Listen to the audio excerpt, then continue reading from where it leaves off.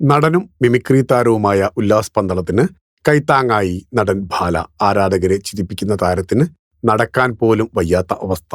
പക്ഷാഘാതം മൂലമുള്ള ശാരീരിക അവശതകൾ കാരണം വേദികളിൽ നിന്ന് വിട്ടുനിൽക്കുന്ന ഉല്ലാസ് പന്തളത്തിന് സഹായവുമായി നടൻ ബാല. ഓണക്കാലത്ത് ഉല്ലാസിനും കുടുംബത്തിനും ധനസഹായവുമായാണ് ബാല എത്തിയത്. ഒരു ഭാഗം സ്ട്രോക്ക് വന്ന് തളർന്നിരിക്കുകയാണ്.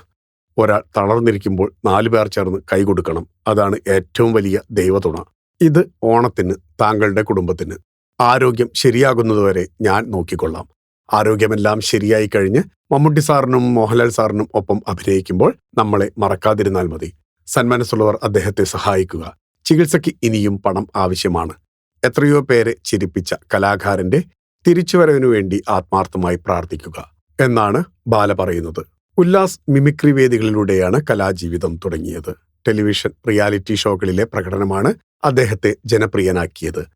പ്രത്യേകിച്ചും കോമഡി സ്റ്റാർസ് എന്ന പരിപാടിയിലൂടെ ഉല്ലാസ് പന്തളം എന്ന പേര് മലയാളി വീടുകളിൽ സംസാര വിഷയമായി.